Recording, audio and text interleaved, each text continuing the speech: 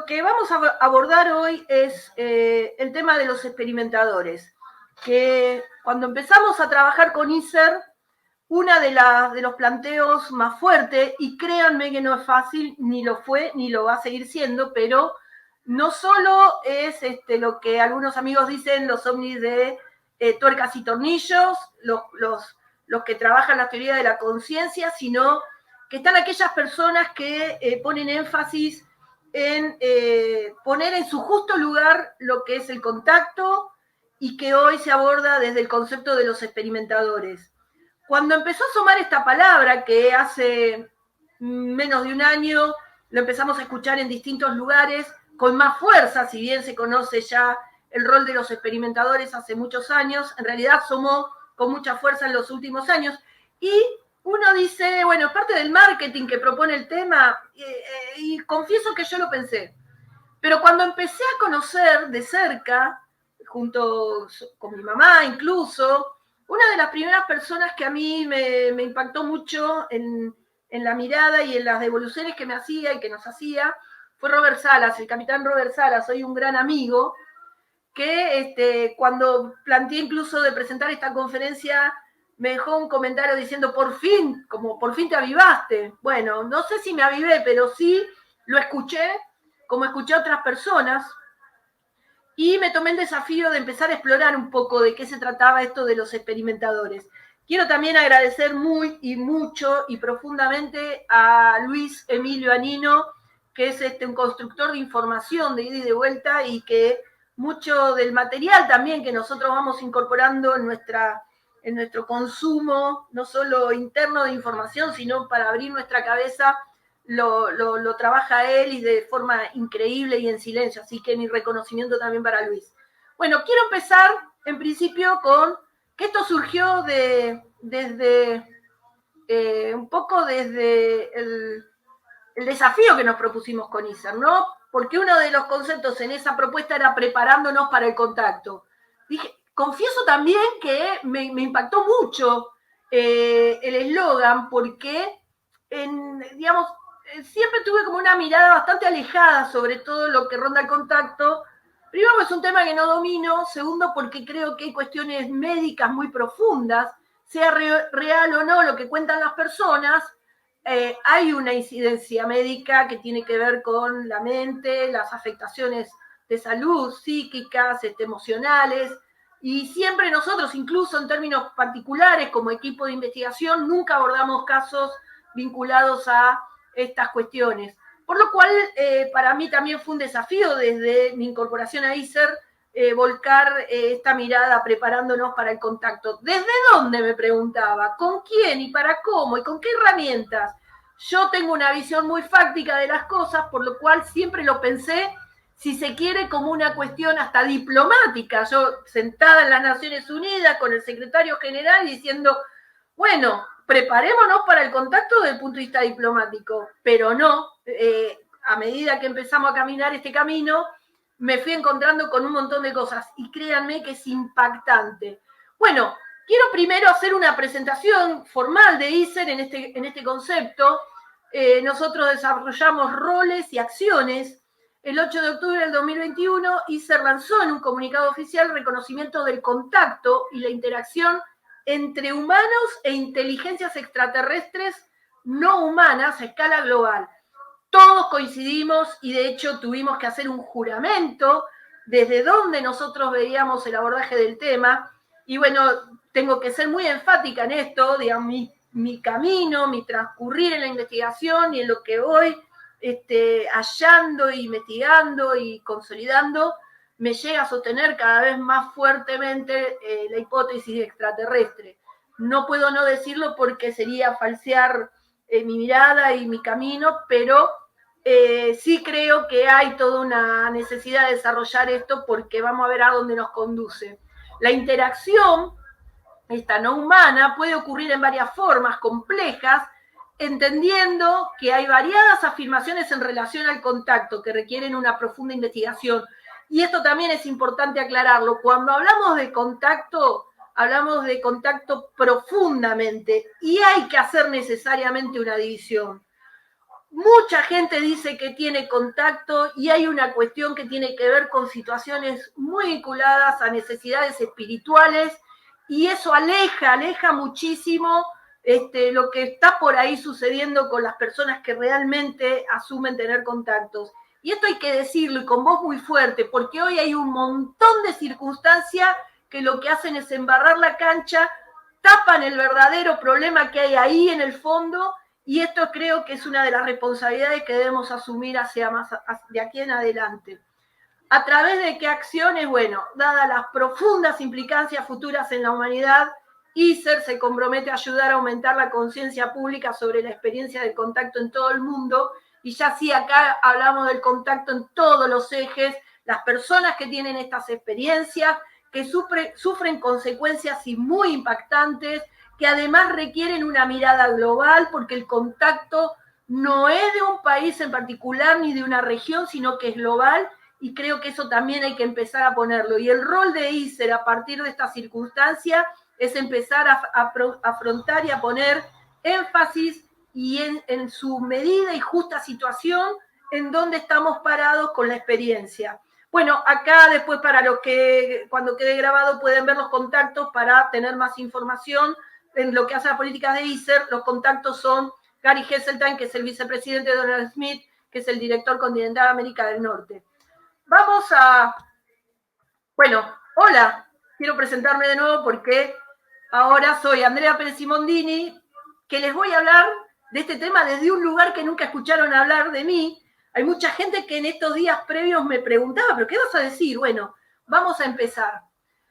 ¿A qué llamamos experimentadores? Bueno, llamamos experimentadores a esas personas que no solo estuvieron cerca del fenómeno, sino que fueron parte profunda de los encuentros con interacciones de ida y vuelta en distintas circunstancias. Llamo experimentadores al piloto del tic-tac, como al operador del NIMI del radar, como al señor que iba en la ruta y se encontró con el fenómeno, como cualquiera que pueda tener una visita de dormitorio. Y además hay que poner mucho énfasis que en todos los casos hay factores comunes que tienen que ver con efectos biológicos y también psicológicos, y muy profundos. Quiero empezar a presentarles experimentadores institucionales que todos estos días se están asomando y que parece realmente una locura, un cuento de ciencia ficción. Jim Semivan, uno de los cofundadores de To Star Academy, todos lo conocimos, apareció de la nada como esta revelación. De repente también esto es impactante porque de negarse todo, de ocultar todo el mundo ahora habla y habla cosas increíbles. Bueno, vamos a ver este tipo, jubilado en el 2007 de la CIA, 25 años de carrera en el Servicio Nacional Clandestino de la Agencia Central de Inteligencia. Este hombre no es un borderline ni un delirante que pasaba por la calle y lo hicieron agente, digamos. Este hombre al retiro, fíjense, fue miembro del Servicio Superior de Inteligencia de la CIA. Y esto no es menor porque son espacios donde llegan muy contadas personas. Vamos a ver qué le pasó. En 1990 él tuvo una experiencia en su habitación a la noche, y esto es algo que vamos a ver y muy reiterativo. Él asegura que se aparecieron seres y fue muy molesto, pero la circunstancia más molesta la tuvo su esposa, que al día de hoy todavía no pudimos saber qué fue lo molesto y lo tan impactante que vivió su esposa, pero sí sabemos que no solo vivieron encuentros con seres en lo que podría ser una visita de dormitorio, sino que además generó impactos en la salud muy profundo. Él asegura tener la documentación y si bien, como les decía, no está hablando del tema, sí empezó a decirlo con mucha prestancia en los últimos meses, pero con forma muy contundente. Y acá quiero que empecemos a evaluar los tiempos, porque en esto también hay que visualizar estrategias, no solo de comunicación, sino de acción. Vamos a ver más adelante un line time, de alguna manera, que marca una agenda que es realmente increíble cuando nos ponemos a revisar cosa por cosa que fue sucediendo. Miren qué interesante, posteriormente la pareja observó actividad poltergeist. Acá todos mis amigos estudiosos de la conciencia estarían con el pochoclo viendo películas y diciendo, wow, ¿vieron que tenía razón? Bueno, este hombre también habla de que se le apareció esta figura encapuchada. Fíjense que lo asocia con un personaje de Harry Potter. Hasta ahí, si esto me lo comunica mi vecina, realmente no le daría atención, pero les aseguro que ni yo ni ninguno de los que me está escuchando le daría atención. Pero lo está diciendo un jubilado de la CIA que fue Servicio Superior de Inteligencia, por lo cual el oído empieza a acomodarse a estas historias. Vamos a ver lo siguiente. John Ramírez. Todos seguramente estarán escuchando John Ramírez, oficial retirado con rango GS-15, sirvió a la agencia entre el 84 y 2009, Dirección de Tecnología, Ciencia y Tecnología, Dirección de Inteligencia y la Oficina de Director de Inteligencia Nacional. Tremenda tarjeta cargaba el hombre, y fíjense lo que dice. Él habla de que cuando tenía 5 o 6 años, mientras dormía, también venía una mujer a buscarlo, lo llevaba a un lugar, y él habla de una casa tipo victoriana, que él sabía que no era su madre, pero que esa mujer lo llevaba y le hacía exámenes médicos, donde veía enfermeras, le aseguraban que no le iba a doler nada, después resulta que le dolió bastante. Fíjense el nivel de los relatos. Nada tiene de distinto a lo que seguramente muchos de nosotros hemos entrevistado con visitas de dormitorio, y tengo que traer a la memoria sí o sí en este preciso instante y momento las investigaciones de Eduardo Grosso y Liliana Flota, que hace 2 décadas atrás investigaban casos idénticos y decían lo mismo en un barrio de la ciudad de Buenos Aires llamado Villa Devoto, y que eran poco menos que fantasías, producto de las incursiones parapsicológicas que llevaban adelante. Bueno, acá tenemos relatos idénticos desde otra perspectiva, ahora institucional, por eso experimentadores institucionales. Miren qué interesante. Aparece el tema médico, y esto es parte de lo que viven militares, personal de inteligencia, científicos, que han tenido en cercanía contactos con los UAP o algo relacionados a ello en relación a los estudios de los materiales, en relación a contactos vinculados con apariciones de seres, de fenómenos paranormales. Bueno, en algo han tenido contacto con estos temas, y empieza a asomar una cuestión médica bastante importante. ¿Qué pasó con John Ramírez después? Bueno, él incluso después, posteriormente, tuvo experiencias varias, muchas, que desde ir a una tienda y ver una revista que hablaba de los ovnis, ir a buscar a la madre, y cuando regresa ya la revista no estaba, entonces él interpretaba que ahí había mensajes. Cosas como esta empiezan a asomar en los relatos. Pero él, miren lo que pasó. Él realizó, no vía la FOIA, porque esto también es una nota importante para tener en cuenta. Todos estos experimentadores institucionales no recurren todavía a sus expedientes médicos en principio, o a sus propias investigaciones de sus propios casos vía la ley FOIA, sino vía los mecanismos administrativos de sus propias organizaciones. Fíjense que él, para obtener sus registros médicos y documentar lo que fue la experiencia, él tuvo sangrado de nariz, requirió hacer todo un trámite administrativo interno dentro de la CIA, que en principio le reconoció que él ese trámite lo había hecho. A él, ya para esta condición de reconocimiento del trámite, para él fue un gran avance. ¿Qué pasó? Él documenta, y a través de su médico personal, que no es el de la CIA, pero cuando tuvo el episodio sí fueron médicos de la CIA los que lo atendieron, descubrieron, después de que tuvo una hemorragia bastante profusa mientras trabajaba, que tenía una incisión quirúrgica en la fosa nasal derecha. Eso llevó a consultas, él tuvo una caída y es donde se lo descubren, y a partir de esa exploración en su fosa nasal le extraen un objeto o algo que él nunca pudo saber de qué se trataba, y es justamente lo que está buscando recuperar en esa información de archivo. Por eso empecemos a ver las incidencias médicas de estas cuestiones. Posible implante se menciona, bueno, es parte de la búsqueda en todos estos episodios. Acá les presento un conocido de todos, Robert Salas, el testigo por excelencia de la desactivación de los 10 misiles Minuteman Echo Flight, el 16 de marzo de 1967. Todos conocemos, no voy a profundizar, simplemente les muestro la experiencia de Robert, que la ha contado incansablemente, pero quiero pasar a esto, que es lo más interesante.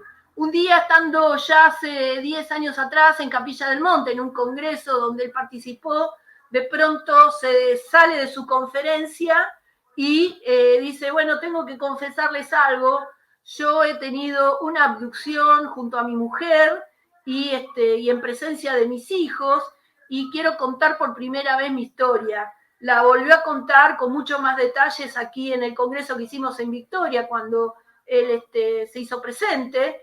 Él una noche despertó, tenía un pequeño dolor, él vio una luz azul en la habitación, y este tema de las luces es algo reiterativo en los relatos.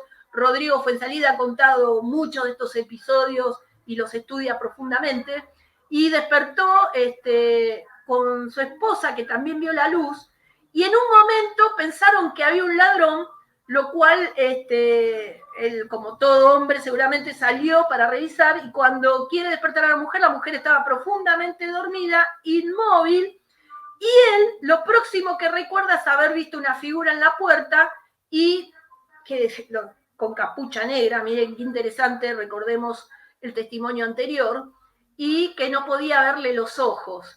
Aparece luego como saliendo por la ventana y en una camilla donde él asegura que le han sacado esperma, le mostraron una larga aguja, él también sintió un gran dolor, y todo este evento lo recupera a través de varias sesiones de hipnosis. Él tiene una fuerte búsqueda personal sobre esta experiencia que ha tenido. Entiendo que ha tenido otras más, pero hasta el momento él públicamente cuenta estas. Sigamos un poquito. Quiero presentarles a una gran amiga que me ha abierto toda su experiencia y su conocimiento sobre esto, y de alguna manera es gran responsable de que yo hoy les esté hablando de esto, porque ha sido muy increíble su experiencia. Bueno, en principio quiero presentarles a una gran investigadora del fenómeno OVNI. Ya algo había hecho en la versión anterior sobre sus experiencias muy por arriba. Ella es la responsable de UFOCUS de Nueva Zelanda, que es una organización muy poderosa hoy, fundada en el año 2000. Ha logrado la desclasificación. Cuando ustedes leyeron la noticia que Nueva Zelanda desclasificó todos los expedientes, fue a la labor de ella y de un controlador de tránsito aéreo que también se jugó hasta su trabajo en su momento, y muchos nos enteramos de lo que pasaba en Nueva Zelanda gracias al trabajo desnudado de Susan. Pero Susan trae una historia increíble detrás. Ella, cuando tenía 23 años y mientras iba con su marido a su casa, ella vive en un lugar muy alejado, en Escape, donde además cumplía sus funciones docentes, ya hoy retirada, jubilada. Después de una cena, y a eso de las 11:30 de la noche, esto es un típico caso como los que vivimos acá en Victoria, ¿no? Y en una parte de la colina se pone de día y ve un objeto. Primero el objeto lo tienen adelante, les detiene el auto, luego el objeto se les pone detrás, muy cerca. Ellos quedan inmovilizados viendo todo este procedimiento, y en un momento recuperan la conciencia, y tanto su marido como ella, lo único que recuerdan es que tenían la mirada fija en el cristal. Cuando vuelven a su casa, el marido nunca quiso hablar más de este episodio, y al día siguiente Susan empieza a escuchar un zumbido en su cabeza, en su oído.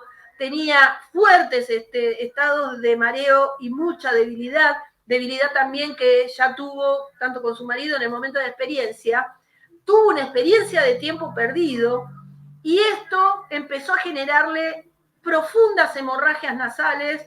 Él incluso perdieron el registro del tiempo de cómo regresaron a su casa. Realmente yo se las estoy contando muy rápido, pero es una de las tantas experiencias. Ella, cuando empieza a incursionar por toda esta cuestión, empieza a rescatar experiencias que tuvo desde niña, y ahí asoma cosas que su mamá le había contado que ella hacía de niña, con la típica, los relatos de que tenía conversaciones con criaturas, que los padres, por supuesto, no le daban atención, pero empezó a asomar toda esta cuestión que la lleva a pensar de que ella vive estas experiencias desde niña. Interesante, porque ahora quiero que nos metamos en el mundo de la conspiración. La CIA define, por todos estos personajes que van saliendo a la luz pública, que en realidad investiga el fenómeno de los UAP no desde un concepto de amenaza, sino desde una perspectiva científica y tecnológica. Se investigó, por supuesto, su mirada central es lo que pasaba en los cielos de Estados Unidos, y después que empezó a desarrollar esta investigación, el Departamento de Defensa le saca la investigación y se hace cargo. La pregunta es ¿por qué? Con el tiempo todos ya sabemos lo del NIST, el National Institute Discovery Science, que avanzó, acá vienen los 22 millones del Senado. No voy a ahondar en esto porque ya es recurrente y entiendo que la mayoría de los que me escuchan saben de qué hablo, pero sí quiero rescatar el concepto de tecnología de sensores, porque este punto empieza a ser una de las cosas definitivamente preponderantes para que hoy estemos reconociendo que hay ahí afuera un fenómeno aéreo no identificado. Miren qué interesante también, porque todos recordamos que hace poquito, tanto el exdirector de la NASA como el actual, que llevó a definir de que ellos, bueno, en realidad siempre estuvieron mirando y que el actual va a poner un equipo de científicos con el objeto de estudiar los UAP. Pero también escuchamos a John Alexander en el programa de La Señal decir que tenían monitoreando los UAP desde los satélites. Hemos escuchado también a varios de los pilotos protagonistas de los eventos decir lo mismo, la NASA también, por lo cual es interesante de que el tema de las firmas digitales empiezan a tener un protagonismo, porque ahora esta gente no solo tiene las experiencias y da relatos, sino porque ahora tiene las firmas digitales con las cuales pueden documentar todos los hechos y saber qué es de lo que no es, tanto fuera del espacio ultraterrestre como dentro de nuestra atmósfera. Y fíjense qué interesante el rol que empiezan a tocar los satélites, porque ya sabemos por varias declaraciones y muy contundentes de que se usa el espacio de carga útiles con sensores de inteligencia de firma. Y esto es muy interesante porque hoy estamos, hace ya varios años, desde el 2007 seguramente, con espectros de multiespectros en 4 bandas de infrarrojo y hace rato que sabemos qué está pasando ahí afuera.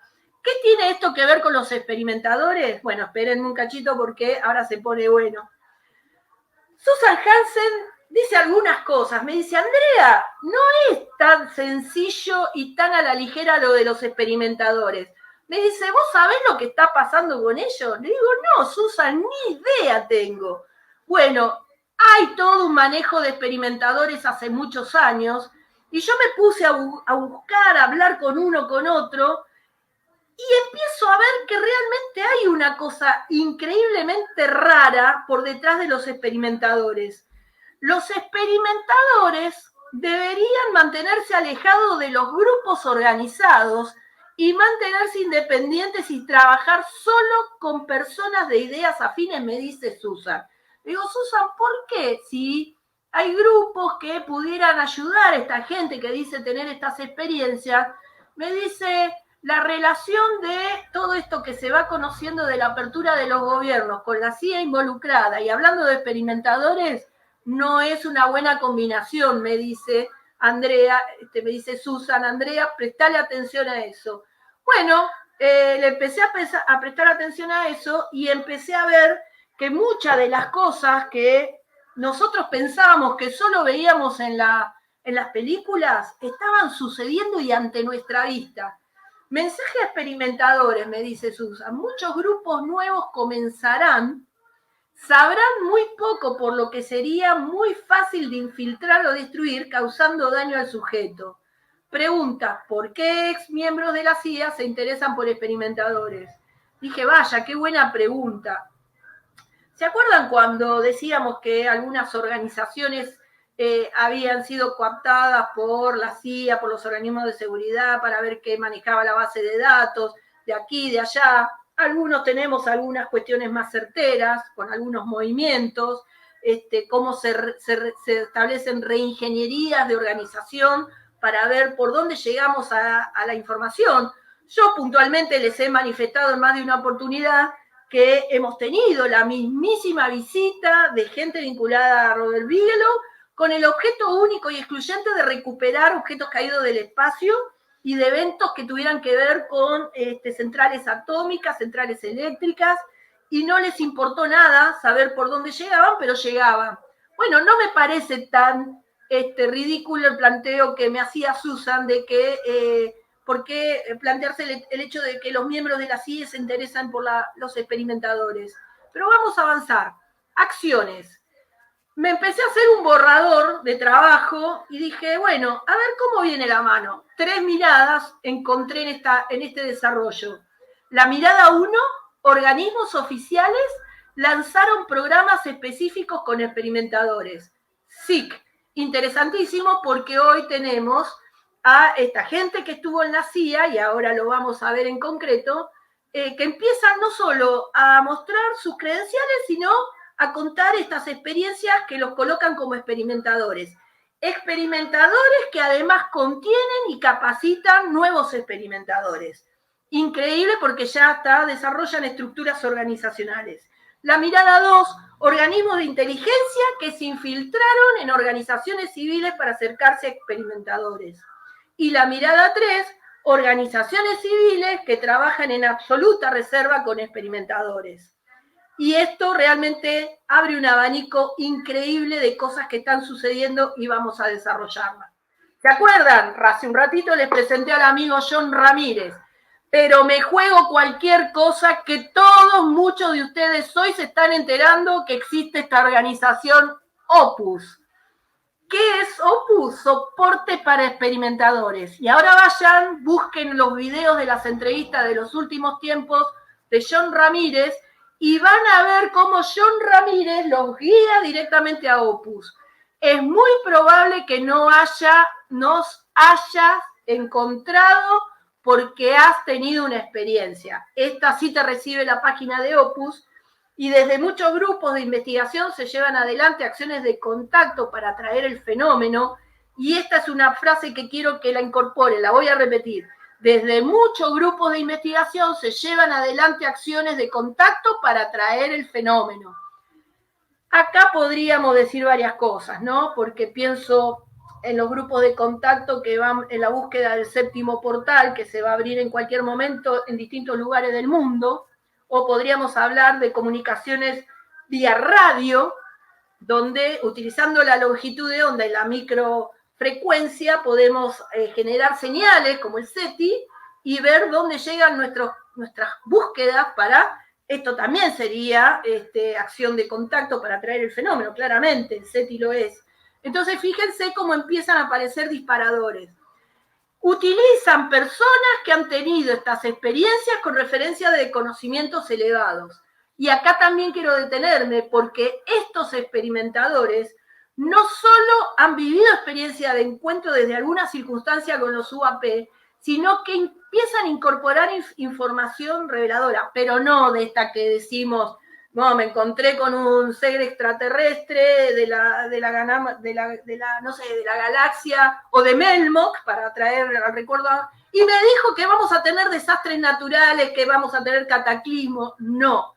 Esta información privilegiada tiene que ver con elementos de desarrollo como los multiversos, los agujeros de gusano, tecnología que todavía no está patentada, tiene que ver con este tipo de información. Realmente es muy interesante. Establecieron un sistema de contacto calificado que se lo define como CE6, contacto iniciado por humanos con el soporte auxiliar de una señal de radio para transmitir, acción electromagnética. Cuando leí esto y empecé a ver que muchos hacían esto, dije, todos le deben desconfiar al SETI, porque si empezamos a usar gente que tiene equipo de emisión de radio para transmitir, digo, wow, o tenemos mucha tecnología al alcance de las manos, o algo está pasando y los experimentadores tienen una potestad de comunicación tremenda más allá de la tecnología.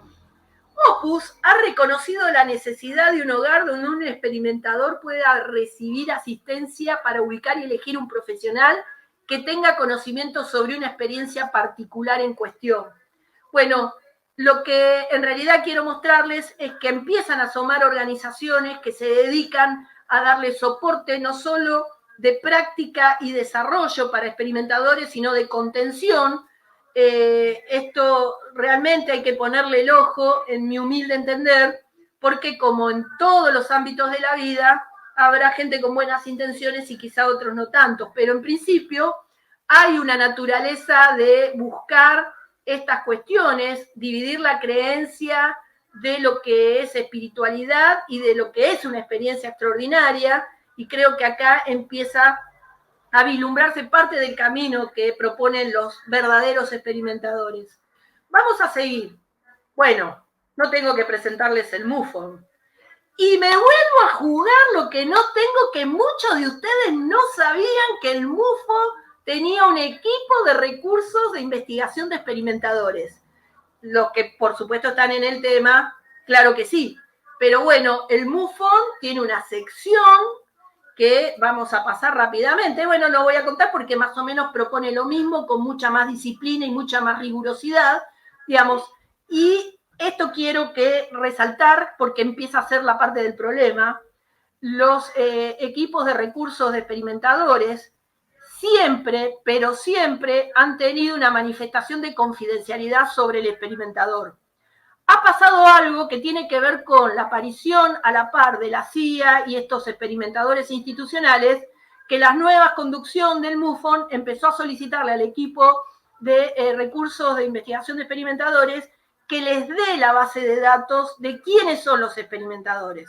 Vamos a ver en los próximos tiempos una gran manifestación en repudio a esta acción, porque si hay algo que se ha mantenido en reserva es el anonimato, porque realmente hay una cosa compleja. Imagínense por si detrás hay información privilegiada. Quiero solamente pasar para que vea todo lo que involucra este equipo de asistencia a los experimentadores. Y vamos a terminar con una gran amiga, Kathleen Marden, que ella es la sobrina, nieta de Betty Benny Hill, del famoso matrimonio que ha tenido esa famosa experiencia de abducción. Bueno, el MUFON propone también una encuesta que quiero presentárselas así como para que vean.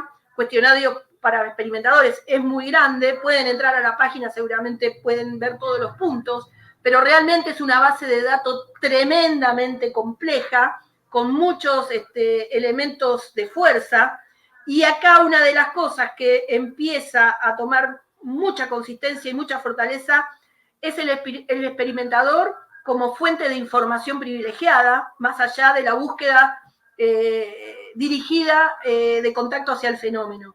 Estos dos ejes son parte hoy de la nueva mirada y quizá la nueva problemática. Impacto en la salud de los experimentadores.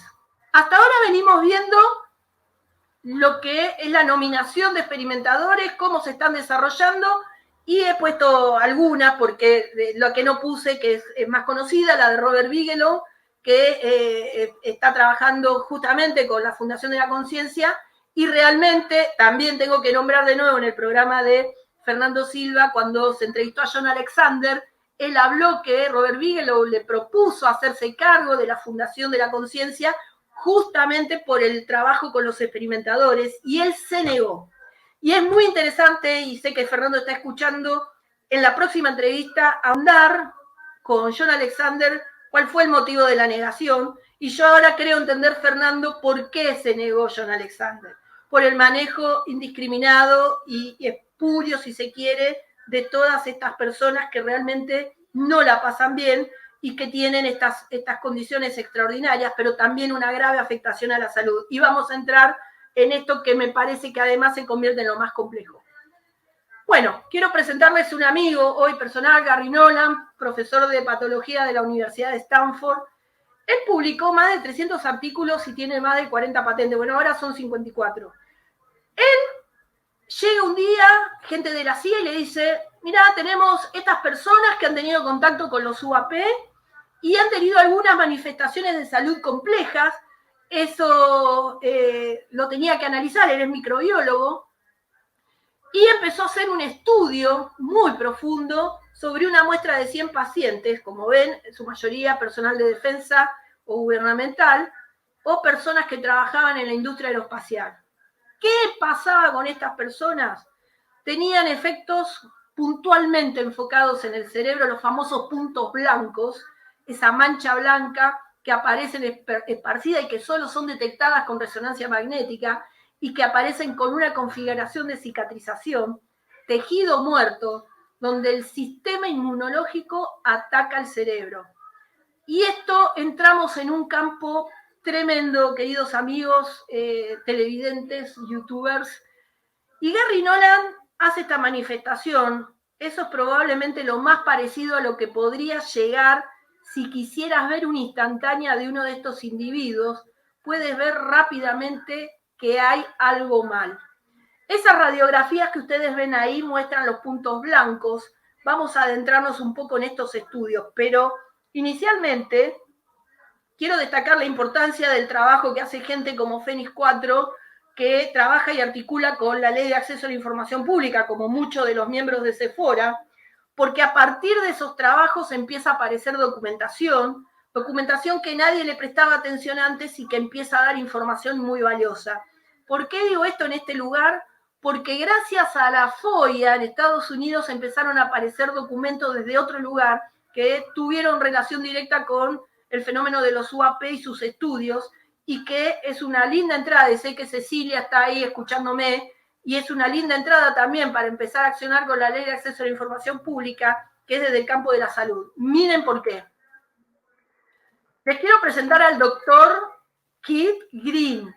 Keith Green fue una de las personas convocadas en su momento por Robert Bigelow con la estancia, con todos los eventos paranormales del Skin Ranch, porque él es profesor de neuroimagen forense y tenía que diagnosticar muchos de los problemas que sufrieron personal científico que trabajó en el Skin Ranch, y empezó a ser convocado también por estos casos de estas personas experimentadoras que han tenido contacto con los UAP o algo relacionado con ellos. Miren, acá está un documento desclasificado, que es el famoso documento de los puntos con todos los trabajos que hizo tanto Eric Davis como Hal Puthoff, donde empezaron a explorar distintos campos rarísimos, pero no los voy a nombrar porque me voy a concentrar en este. Acá tienen el trabajo de respaldo de la Universidad de Wayne, donde es titular de cátedra el doctor Keith Green, y quiero que veamos esto que voy a resaltar a continuación, porque tiene que ver con el estudio de los campos y los efectos biológicos en estos eventos que tuvieron las personas vinculados no solo a la ingeniería aeroespacial, sino a los personales de defensa gubernamentales con los UAP. Miren, el doctor Keith Green estudió a algunas de las personas que tuvieron encuentros con los UAP, y esos documentos relacionan, resumen y analizan la evidencia de lesiones, y vean esto, lesiones no intencionales a los observadores humanos, no intencionales. En segundo lugar, se argumenta que el trabajo posterior puede informar, por ejemplo, ingeniería inversa. Esto es porque hay una relación de las personas con afectación a la salud y el estudio de los metamateriales. No hay que perder de vista esto, porque el hecho de estudiar los metamateriales definitivamente es la parte cuando hablamos de que no solo tuvieron encuentros con los UAP, sino algo relacionado con ellos. Es el tema del estudio de los metamateriales también los que producen efectos biológicos y clínicos en el personal que trata los materiales. A través de diagnósticos clínicos, justamente, ciertas características físicas de posibles futuros sistemas aeroespaciales avanzados, por eso se estudian. Nosotros tenemos mucho de avance en eso por la pieza de Ubatuba que tenemos en el museo, y muchos otros materiales que están en pleno estudio, de procedencia desconocida, que puede ser una amenaza para los intereses, por supuesto, de los Estados Unidos. La evidencia discutida incluye material científico que ha sido revisado por pares.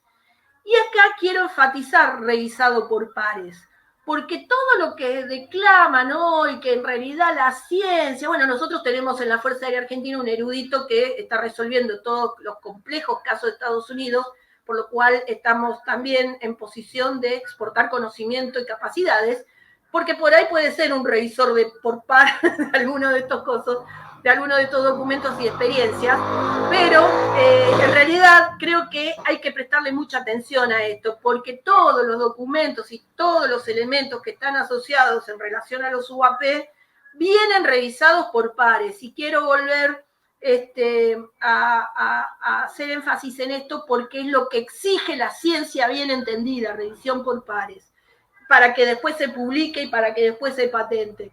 Contenidos con documentos gubernamentales desclasificados recientemente, análisis médicos clínicos emergentes de los casos.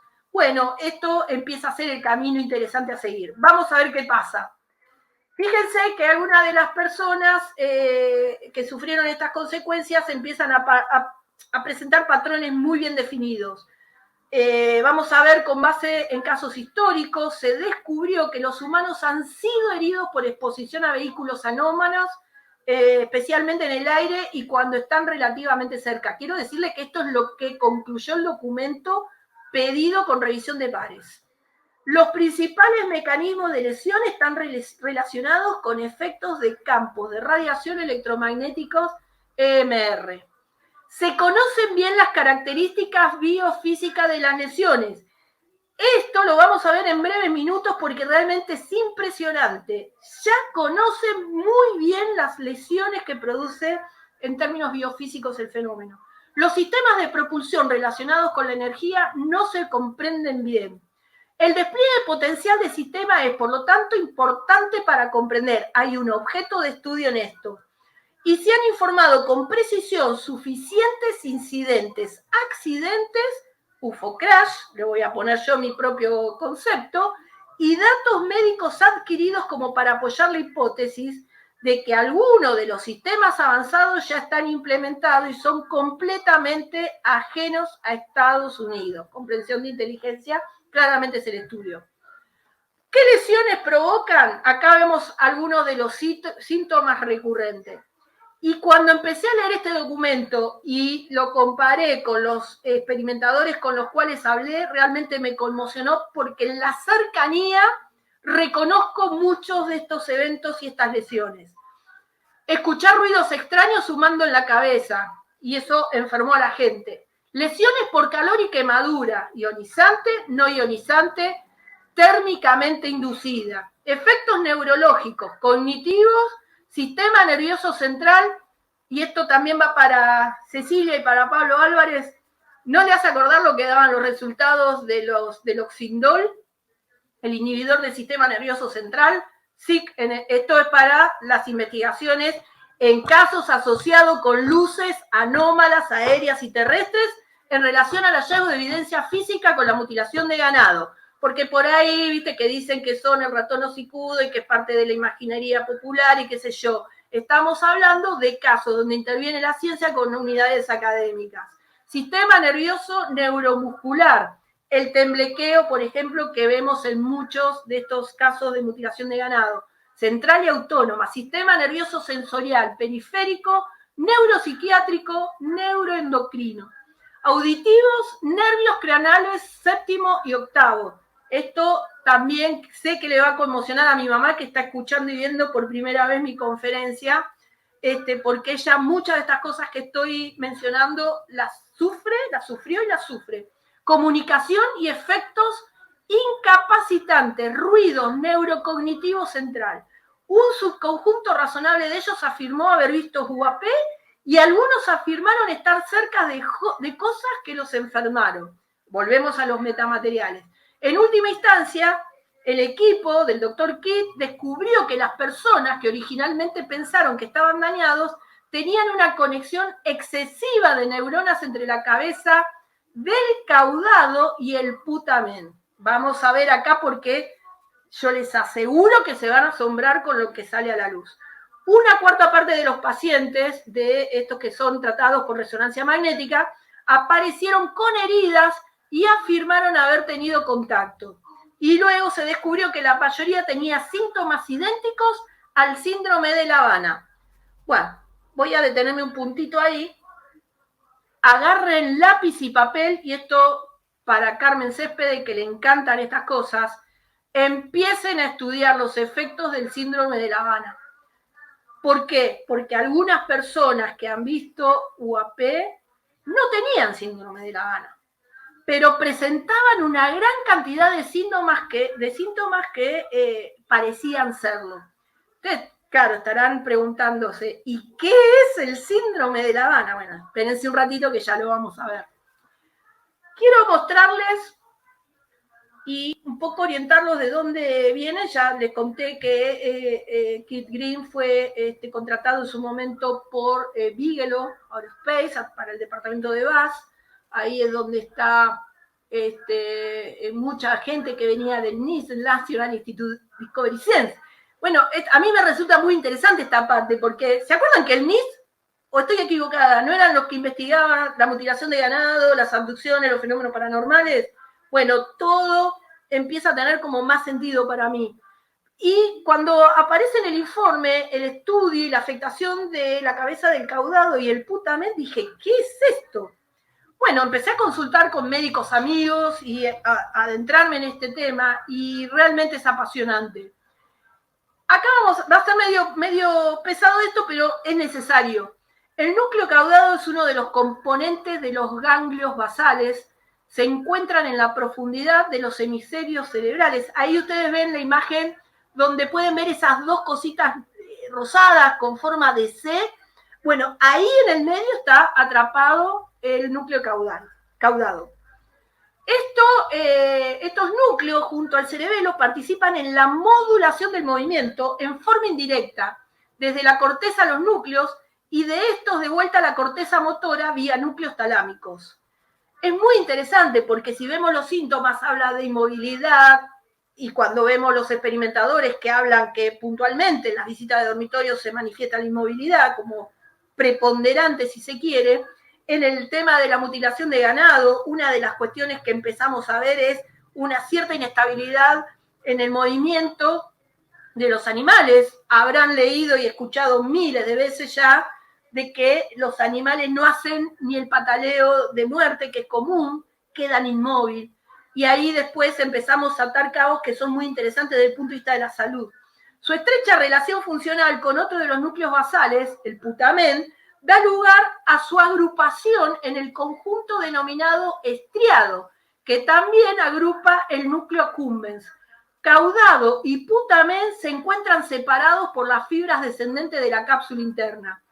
Y esta es la parte más importante. Recientemente se ha demostrado que el núcleo caudado está altamente involucrado en el aprendizaje y la memoria, en particular en materia de tratamiento de retroalimentación.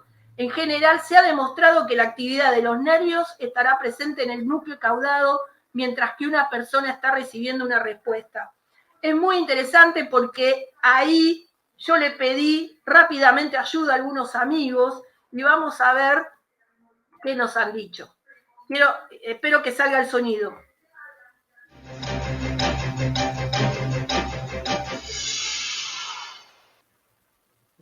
Dentro específicamente del núcleo caudado, no, por lo menos los estudios que hay hasta ahora, pero sí en la zona. O sea, el núcleo caudado está en el centro del cerebro y en esa zona de la corteza, y también básicamente en los plexos coroides, corteza frontal, parte de la parte de las células nerviosas de la retina, y también, pero en menor escala, en la pineal, hay secreción de DMT. Concretamente están las dos enzimas, la INMT y la AACD, que son las dos encargadas del proceso de producir justamente la DMT. No específicamente del núcleo caudado, por lo menos no hay un estudio hoy que te diga en la cabeza del núcleo caudado, pero sí en los alrededores. Y hay otra cosa que no es un dato menor. Según lo que yo tengo entendido con respecto al tema del núcleo caudado, lo que encontraron es una mayor núcleo caudado más grande, digamos, como que habría mayor conexión, ¿no? Dentro, o mayor cantidad de fibras, por decirlo de alguna manera. Bueno, la DMT, justamente lo que se comprobó, aumenta la neurogénesis. eso está comprobado en un estudio del año 2020. Por eso también se planteó de que podría llegar a utilizarse, inclusive la misma ayahuasca que tiene DMT, por el tema del Alzheimer y las demencias y demás. Entonces, si hablamos de neurogénesis, aumenta la cantidad de neuronas, las cantidades de conexiones y demás, no sería extraño pensar también que justamente esa mayor neurogénesis en esa determinada zona pueda estar involucrando a la DMT. Bueno, impecable el camino que nos está proponiendo porque quería llegar a este lugar. Tenemos dolor de cabeza, inmovilidad, un montón de síntomas que nosotros vemos permanentemente cuando hacemos las investigaciones de campo. No necesito ir al técnico del NIMIS o al experimentador de la CIA porque reconocemos muchos de los que están en el chat, estoy segurísima que están reconociendo muchos de estos síntomas y que es lo que nosotros vemos cotidianamente en las investigaciones que llevamos adelante. Claro está, nosotros somos civiles, muy alejados del protocolo científico, muy alejados de la investigación formal, prácticamente somos kelper de la investigación, pero siento tanta emoción y tanta felicidad poder transmitirle este camino de encuentro que nace desde un lugar que además nunca pensé que podía transitar. Yo les conté que venía el síndrome de La Habana y miren dónde nos vamos a meter. El síndrome de La Habana tengo que decirles que sucede en La Habana justamente y en las embajadas tanto de Canadá como de Estados Unidos hubo una cantidad de episodios donde los funcionarios empezaron a experimentar dolores agudos de cabeza, sordera, pérdida de memoria, náuseas. Se estableció, y esto tiene bastante discusión, también hay que decirlo, que lo que habían sufrido son ataques a través de microondas. Es muy interesante porque es lo que define Gary Nolan en sus estudios de esa muestra de 100 pacientes, donde lo compara sin serlo como el síndrome de La Habana. En diciembre del 2020, un estudio realizado por un comité de expertos de la Academia Nacional de Ciencias, de Ingeniería y Medicina de Estados Unidos, encargado por el Departamento de Estados, llegó a la conclusión de que en general la energía RF pulsada dirigida, o sea, electromagnética, microondas, parece ser el mecanismo más plausible para explicar estos casos. Microondas. ¿Saben qué les contamos nosotros a los que nos visitan en el museo? Y me voy a disculpar por el tremendo salto, porque cuando nosotros ingresamos muestras, por ejemplo, de la afectación de suelo en los laboratorios más prestigiosos de Argentina, lo primero que da como resultado es la acción de microondas, que hace una profunda transformación en el medio, a veces hasta cambia la composición de los químicos y nos permite afirmar casi hoy con una fundamentación excluyente de que el fenómeno de las luces, UAP, ovnis o FANI, como quieran llamarlo, no produce combustión sino deshidratación. Y que las microondas no solo interfieren, sino que accionan a temperaturas elevadísimas, arriba de 3.500, 4.000 grados centígrados. ¿Qué diferencia podría haber con esto que nos están dando estos estudios de Gary Nolan? Bueno, yo lo hago desde Argentina en organismos como la Comisión, la Bolsa de Comercio de Rosario, el INTI o el INTA, quizá no están a la altura de muchos de estos organismos, pero qué interesante que den las mismas cosas. Me encanta. Quiero ahora traerles el relato, la voz del que investiga el tema de estas lesiones. Espero que salga, a ver.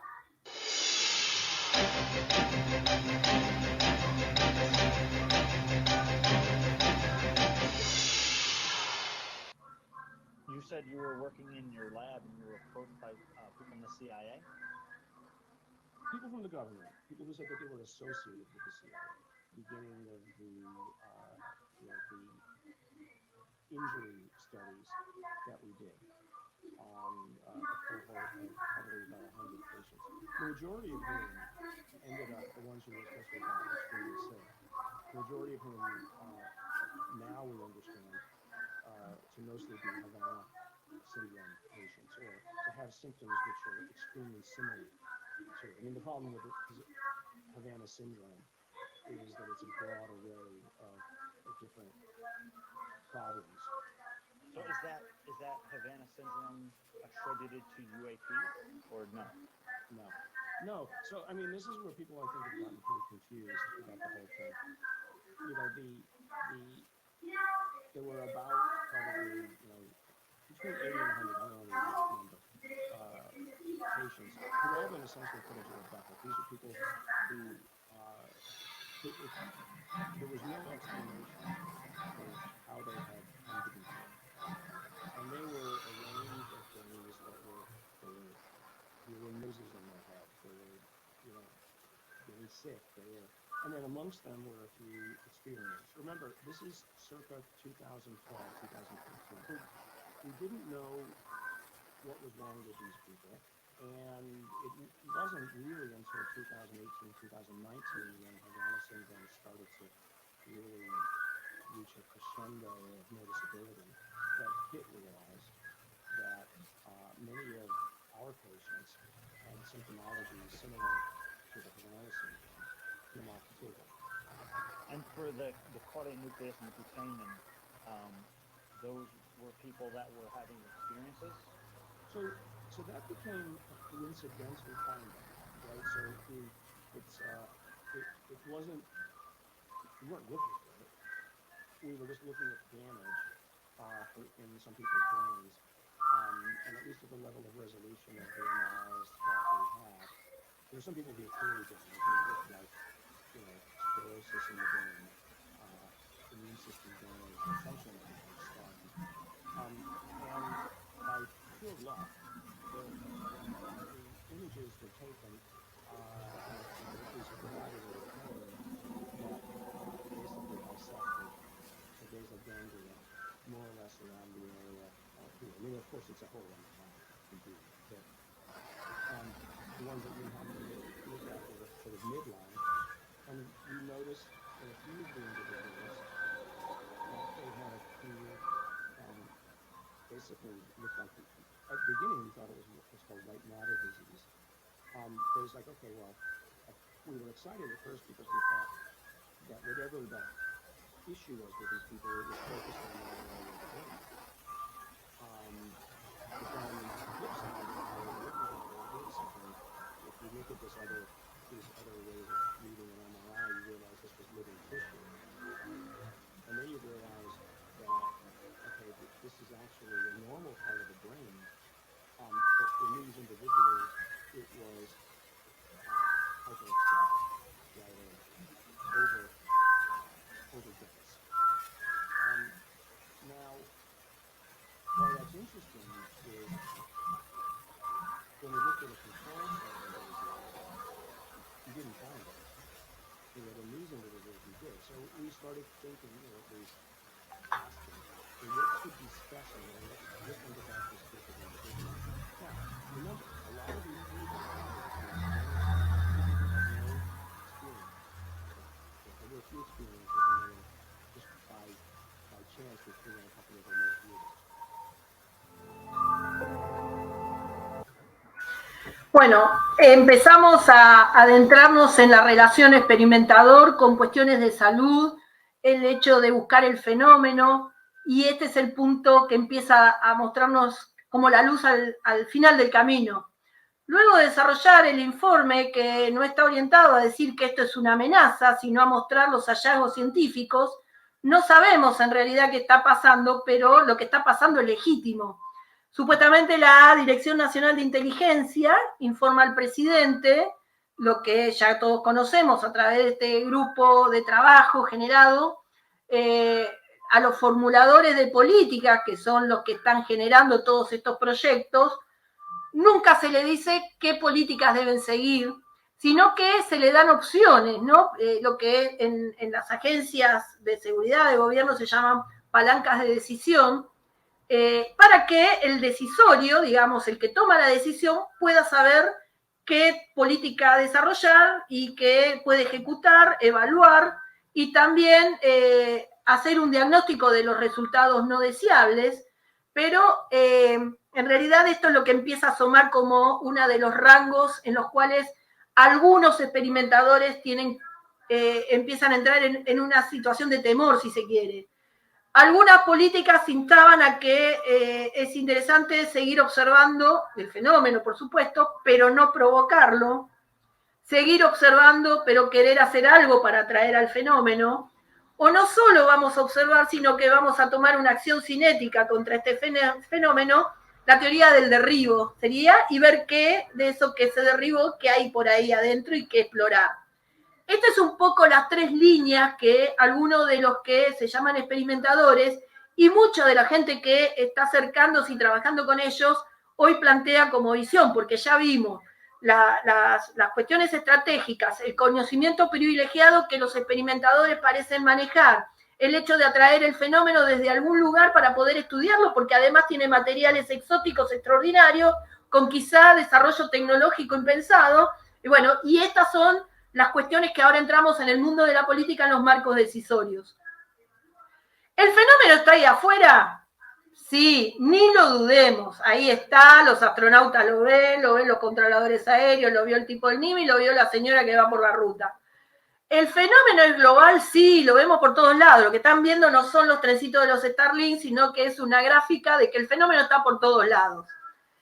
Hay un razonamiento lógico. Miren qué interesante. Vamos a entrar en las teorías. UAP, OVNI, FANI. Bueno, el punto es ahora empezar a incursionar en el origen no humano del fenómeno, que es interesante porque el origen no humano del fenómeno hoy nos reúne a todos, a la teoría extraterrestre y a la teoría de la conciencia, que es, podemos, acá yo hice algunos ejemplos para no hacer una lámina muy grande, viajeros del tiempo, originarios de otros sistemas planetarios, estados alterados de conciencia, teoría de la distorsión, saludos a mi amigo Caravaca.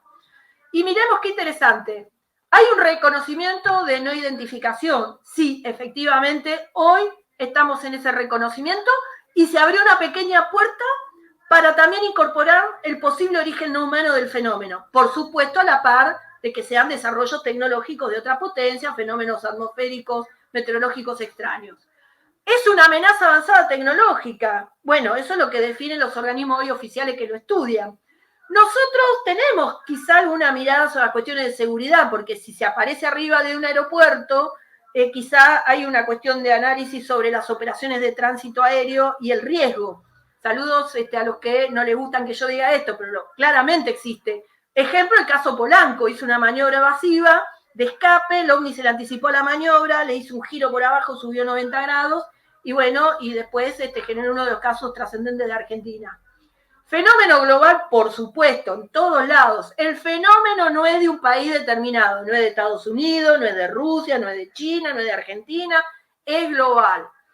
Hay desarrollo tecnológico, ni hablar, los metamateriales, los sistemas de propulsión, velocidades hipersónicas inauditas. Yo creo que fue muy bien recibido el tema de la calificación por observable porque lo define desarrollo tecnológico puro.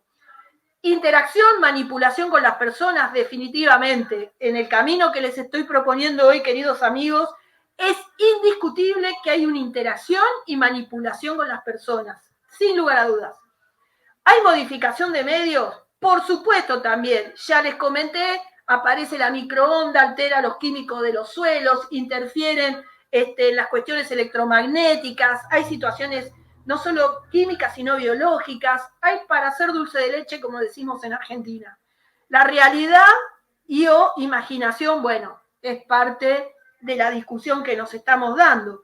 En mi opinión y en mi visión, desde que salen las formulaciones con revisión de pares, análisis de laboratorio, dejó de ser imaginación para ser una realidad. Pero sí hay que definir que hay mucha gente que expone situaciones que son parte de su imaginación. Y tenemos que aprender como investigadores a separar la paja del trigo, por más que nos pese que las personas nos devuelvan porquerías de desagrado por lo que le decimos, y es el riesgo y el costo que como investigadores tenemos que correr, no solo en el marco civil, sino también en lo institucional. La mirada estratégica que hay que proponerse sí o sí es evaluar bien al testigo. Lo más importante del caso sigue siendo el testigo. No hay evidencia sólida si no hay un testigo que describa el hecho. Son los que aportan experiencia e información. Evidencia, que es lo que acompaña el caso, y tenemos que lograr que la ciencia lo tome como objeto de estudio, más allá de lo que digan por ahí y por atrás. hay que evaluarlo, observarlo críticamente, pero muy críticamente, cada elemento que arroja un caso. Nuestra mejor arma, herramienta de alianza, es el espíritu crítico que le podamos dar a un caso, porque nos va a dar la mejor fundamentación de la anomalía. Hay que construir base de datos, y acá quiero traer al reconocimiento a colegas argentinos que son parte de Sephora y de México, porque es un trabajo en conjunto que encabeza Horacio Pistoni con la construcción de base de datos, con Sari Méndez. Realmente hay que darse el desafío de base de datos, y celebro que en este congreso haya estado Hugo Camus, porque hay que intercambiar información, porque el fenómeno es global y arroja las mismas variables. Hay que establecer conclusiones con argumentos y afirmaciones válidas que emerjan de los datos de las mediciones y experimentaciones y de la lógica. Y por supuesto hay que llevar a revisión de pares, que la ciencia constate y certifique, porque es lo mejor que nos puede dar para avanzar en un momento ideal que estamos en la investigación. Y fíjense, y acá quiero sostener, después de todo lo que dije y todo lo que vi, quiero reafirmar mi convencimiento que el fenómeno es extraterrestre, porque me lo dicen los datos, me lo dice la evidencia. Nuestro sistema solar está pero abundante de elementos que pudiera decir que ahí alberga vida, más o menos inteligente, no sabemos, pero que ahí hay vida. Y que lo único que tenemos que encontrar es el modo de ver cómo se superan los largos sistemas estelares para moverse con desarrollo tecnológico que claramente nosotros en poco tiempo también vamos conquistando. No tenemos la tecnología hoy superadísima de hace 20 años nomás en materiales, en desarrollo, en propulsión, en aerodinámica. No sé, se me ocurrirían miles de conceptos. Fíjense, tenemos 300 millones de planetas habitables en la Vía Láctea, acá nomás a 30 años luz del Sol. 4.000 exoplanetas y están a punto de proclamarse 3.000 más. Algunos de estos planetas muestran signos de vida potencial que en la mirada de nuestras propias situaciones de vida según las concebimos en la Tierra. Por lo cual, no es un disparate pensarlo. Miren, la agenda es la que nos marcó el camino desde hace un montón y nosotros tenemos que aprender a interpretarla. 2007 aparecen las señales de ráfaga, tuvimos una embajadora extraterrestre, la pobre profesora Masla Dotman, que fue la que empezó a dar la discusión allá por el 2010, que había que recibir. ¿Quién iba a recibir a los extraterrestres si venían? Las Naciones Unidas. Bueno, con ISER estamos haciendo un trabajo tremendo para lograr meternos de cara a las Naciones Unidas y dar este impulso. ¿Se acuerdan que nuestro buen amigo Stephen Hopkins decía, no hay que contactar con nadie porque nos van a depredar el planeta, nos van a hacer pero percha? Bueno, él después pasó a ser parte de un programa, el proyecto Breakout, que el principal sponsor fue el millonario ruso Yuri Vilner, donde al día de hoy está activo y mandan micronaves con nanotecnología para ver qué encuentran ahí afuera. Por supuesto, en el 2012 finaliza el programa secreto, que todavía no nos enterábamos, que tenía el Pentágono con Luis Elizondo, que era el de avanzado de identificación de amenazas aeroespaciales. Se descubre el Uma, nunca me sale, así que perdonen, pero lo que sí sucedió es que hoy dio origen al proyecto Galileo, donde están todos, los más escépticos, los menos escépticos, todos queremos ver para dónde llega Galileo, y lo voy a dejar para una mención al final, porque no puedo no mencionar el rol de Elizondo, te guste o no, el que me estás escuchando, si te gusta Elizondo, que si es más esto, si es más el otro, si es la conspiración, no hay duda que puso en agenda el tema y lo visualizó. Creo que acá estoy siendo injusta con otro gran protagonista, que es Christopher Mellon, el actor político por excelencia en el Senado, que hace de que el 25 de junio del año pasado conozcamos nosotros un informe con 144 casos en un hecho histórico, y ni hablar cuando Biden, ahora el 27 de diciembre, firmó el proyecto que autoriza al Pentágono a investigar los UAP. Y cierro con el proyecto Galileo, porque el proyecto Galileo lo que busca es independencia del Estado. Y la independencia será por todo esto que venimos desarrollando, y perdonen la extensión de la presentación, pero creía necesario e importante hacerlo. ¿Es la independencia versus la dominación y la interacción por parte de las agencias? No sabemos, pero en mi visión es parte de lo que vamos a afrontar. ¿El fenómeno sigue siendo extraterrestre? Sí, sin lugar a dudas. Y estoy más convencida que nunca. Por todo lo que he dicho, no hay nada que me diga que hay tanto de diferente que vengan criaturas más desarrolladas, quizá con tecnología, que tengan la capacidad de alterarnos la conciencia y hacer que veamos enanos, sapos, duendes, fantasmas, de la misma manera que nos producen efectos biológicos y transforman químicamente la materia. Y esto es lo que para mí se consolida como teoría de trabajo, con todo el respeto del mundo para los colegas que llevan adelante otros campos, pero quiero decirles que tengo mucho convencimiento de que cada vez hay más elementos probatorios de esto.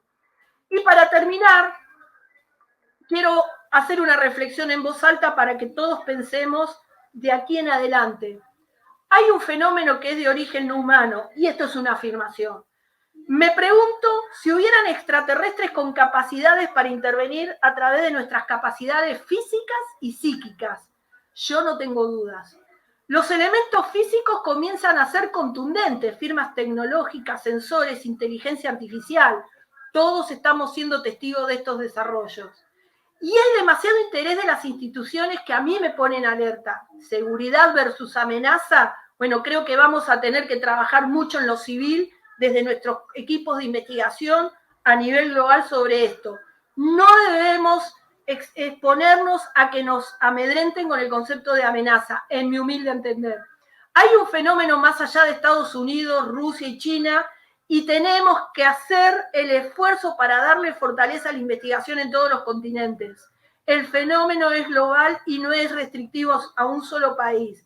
Y lo que quiero también dejarles como mensaje, que definitivamente nos tenemos que preparar para el contacto, porque hay personas que lo están teniendo, que me merecen toda la confianza porque han mostrado todos los elementos que hoy compartí con ustedes, y además debemos prepararnos para el contacto en términos institucionales y diplomáticos, porque estoy segura de que el fenómeno está por darnos alguna respuesta. Muchas gracias por la atención, disculpen la extensión, pero me pareció muy importante plantearles un nuevo eje a partir de todo lo que uno va descubriendo en el andar. Muchas gracias, Cristian, muchas gracias, Carlos, y bueno, quedo para las preguntas.